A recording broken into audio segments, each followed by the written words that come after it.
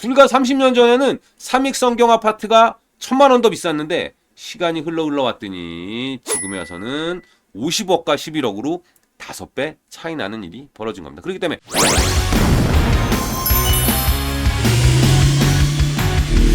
오늘의 주제는 강남 아파트 계속 오른다.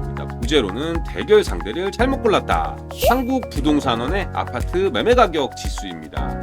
2003년이니까 20년 전이죠. 20년 전 대비해가지고 전국의 아파트 상승률은 70%. 이거밖에 안 올랐다고요? 수도권으로 보더라도 81%, 서울도 90%. 이러면은 22년간 연평균 3%밖에 안 올랐다는 거거든요.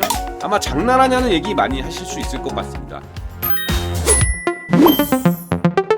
국토교통부가 고시하는 표준건축비라는 게 있거든요. 표준건축비대로 집을 짓는 건 아닌데 아파트 한 평을 지으려면은 이 정도 비용은 들어간다고 고시해 놓은 가격입니다. 25평, 33평으로 환산하면은 95년 당시에는 25평 아파트를 짓기 위해선 7천만 원, 33평 아파트를 짓기 위해선 9,400만 원이 필요했다는 얘기고요. 2006년도에는 1억 1천만 원, 1억 5천만 원이란 얘기입니다. 아파트 원가 구성은 토지 가격 에다가 건축 원가 플러스 부대 비용이 은근히 많이 들어갑니다. 그래서 지금 얘기한 거는 토지 가격과 부대 비용을 제외한 건축 원가만 얘기한 건데요. 임대 아파트 표준 건축비는 여기보다 훨씬 반값 정도인 거 보면은 뭐 더 싸게 지을 수도 있나 봐요. 근데 우리가 일반적으로 사는 아파트를 기준으로 보자면은 25평 기준으로는 2억, 33평 기준으로는 2억 6천만 원 정도는 들어간다는 이야기입니다. 쉽게 말해서 아파트 정상적인 우리가 분양받는 아파트로 본다면은 전국 어디, 그러니까 토지 가격의 빵원이라고 하더라도 분양가가 이거 아래로 내려가긴 어렵다라는 이야기 들 수 있습니다. 뭐 지방에 계신 분들 이런 얘기 하실 겁니다. 야, 우리 동네에는 분양가보다 더 싼 아파트 많은데 서울에서는 구경하기 어렵지만은 지방 소도시에 가면은 2억 6천 안 하는 33평 아파트가 수두룩합니다. 분양가를 넘는 프리미엄도 많지만 어떻게 원가보다 싼 아파트가 넘쳐날 수 있을지, 서울 아파트 가격이 정상일지, 분양가보다 낮은 지방 아파트 가격이 정상일지 오늘 영상 조금 보시면은 이해하실 수 있을 것 같습니다. 우리가 등기부등본을 보시면은 등기부등본에 보면은 대지지분이라고 토지 가치입니다. 대지지분이 몇 평, 건물 가치가 몇 평 이렇게 표시되어 있는 것처럼 아파트를 살 때 토지값 따로 건물값 따로 내진 않지만 그 가격에는 토지 가격과 건물 가격이 합산되어 있습니다. 시간이 지나면은 건물 가치는 감가상각이라는 게 이루어지거든요. 집을 지을 때는 평당 800만 원에 지었어도 10년, 20년이 지나면 그 가치는 떨어지게 되는데요. 반면에 토지 가치는 인플레에 의해서 일정 부분 상승하게 되어 있습니다. 늘어나는 토지 가치와 줄어드는 건물 가치의 합을 냈을 때 늘어난 게 우리가 체감하는 집값의 변동인데요. 토지 가격은 부동산의 특성상 부동산 움직이지 못한다는 거잖아요. 그렇기 때문에 특성상 지역마다 희소성 차이가 매우 크게 발생합니다. 그래서 서울로 보더라도 서울 안에서 어떤 구에 있느냐에 따라서 집값이 다르고요. 뭐 수도권으로 가면 더 커지고요. 그렇기 때문에 토지 가격이 얼마나 상승하거나 심한 경우 지방 같은 경우 빠지는 경우도 있긴 합니다만 토지 가격은 상승하고 있음. 인플레이션에 대한 대표적 해지 자산이기 때문에 통상적으로 물가 상승률 추이보다 높게 움직인다고 가정하는 게 정상입니다. 건물 가치가 내구 연한에 따라 감소하기 때문에 꼭 회계적으로 적용하지 않더라도 우리 재건축 아파트 보면은 아파트 다 부셔버리잖아요. 부셔버리는 이유가 뭐예요? 가치가 빵이란 얘기잖아요. 그렇기 때문에 결국은 아파트의 건물 가치는 결국은 영원에 수렴한다. 강남 집값은 시세의 80%가 토지 가치, 다른 지역은 뭐 심한 경우엔 1-20%, 어떤 경우 40-50%였는데요. 자, 강남 아파트는 80%를 차지하는 토지 가치가 상승하면서 20%를 차지했던 건축물 가치가 감소했고요. 다른 지역은 50%가 상승하며 50%가 감소했다는 거죠.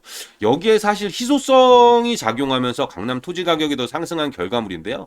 이거 조금 이해하실지 모르겠는데 강남 아파트가 4억 원이고 외곽 지역의 아파트가 2억 원이라고 봤을 때 강남에 집을 짓나 외곽에 집을 짓나 건물 짓는 데 들어가는 비용은 동일합니다. 그렇다면 강남 아파트는 건물 가치 1억에 토지 가치 3억이 되고요. 외곽 아파트는 건물 가치 1억에 토지 가치가 1억 원이 됩니다.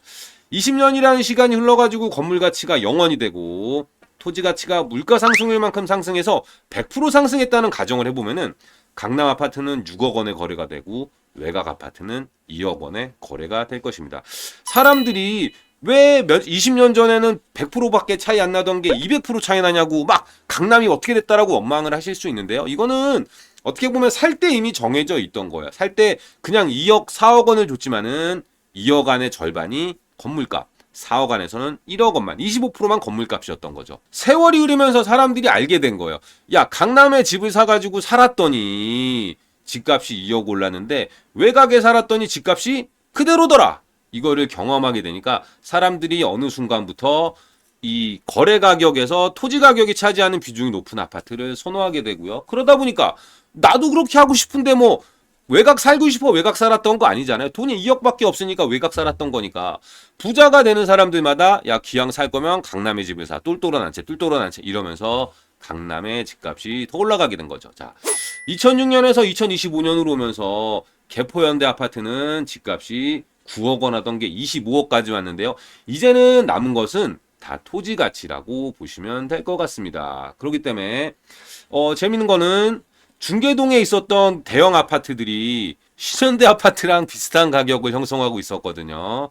근데 이게 시간이 지나면서 점점 더 격차가 벌어져서 어느덧 중계 3위 아파트는 48평형이 11억밖에 안 하는데 신현대는 35평도 50억을 하고 있다는 거죠. 돌아가 볼까요 한번? 자, 여기 보시면은 신현대 아파트 35평이 95년도에는 2억 3천 이었는데요. 중계동의 삼익성경 아파트 40평형이 2억 4천이었다는 거예요. 불과 30년 전에는 삼익성경 아파트가 1,000만 원 더 비쌌는데 시간이 흘러왔더니 지금에 와서는 50억과 11억으로 5배 차이 나는 일이 벌어진 겁니다. 그렇기 때문에 외곽 지역의 대형 평형일수록 건축비가 많이 들었기 때문에 차지하는 토지 가치가 적었던 건데요. 뭐 이거에는 사실은 조금 특이하게 95년도에는 대형 평형을 선호하던 시절이 있었습니다. 경제가 급격히 좋아지면서 야 나도 큰 집 살아볼래 해가지고 오히려 강남의 작은 집보다 외곽 지역의 큰 집이 더 가치가 있던 시절이 있었는데요. 결국은 시간이 흐르고 흘러서 재건축을 하게 되면 대지 지분만 낳게 되고 대형 평형이든 소형 평형이든 재건축을 하면 땅값만 쳐주다 보니까 집값이 붙어버리는 일이 발생했습니다.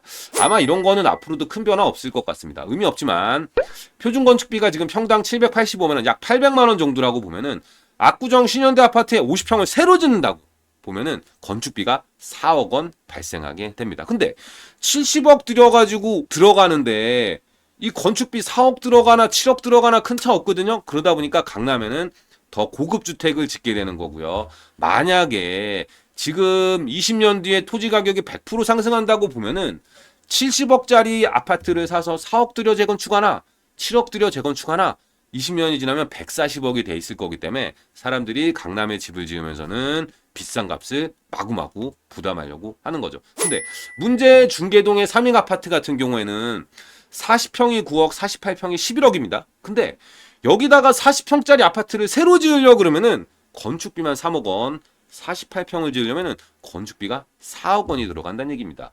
9억 원을 들여가지고 이 집을 사고도 집을 새로 지으려면 3억 원이 들어가고 3억 원을 더 들이면 12억 원이 되는데 뭐 아까 강남 땅값이 더 올랐지만 중계동 땅값도 20년 뒤에 100% 올라간다고 가정하면은 18억 원 정도 될 것 같습니다. 근데 여기다가 만약에 현대아파트 간 것처럼 고급 주택을 짓는다고 하면은 14억 6천을 들여가지고 20년 뒤에 18억이 된다고 하는데 이렇게 되게 되면은 사람들이 12억 투자해서 6억 버는 것과 15억 투자해 3억 버는 것. 아까는 뭐 70억이 140억 되니까 숫자가 보이지도 않았는데 작은 숫자를 보게 되면은 주저주저하게 된다는 거죠. 결국은 도시가 발전하면서 고급 주거지가 나눠지는 어떻게 보면 자연스러운 이치인데요. 제가 봤을 때는 집값 못 잡습니다. 뭐 이재명 대통령이라서 못 잡는 게 아니라 역대의 모든 대통령이 실패했고요.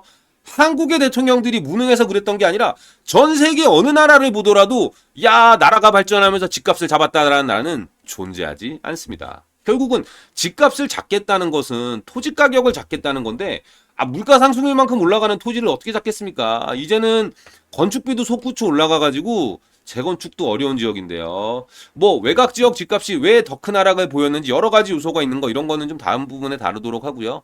오늘은 집값 못 잡는다. 강남 집값이 더 올라간다는 얘기만 강조해서 드리겠습니다. 다른 부동산 정책을 이야기 드릴 때 하겠지만은 뭐 다행히 이재명 대통령 정권에서는 집값을 잡기 위해서 세금을 건드리지 않겠다라고 하고 있습니다.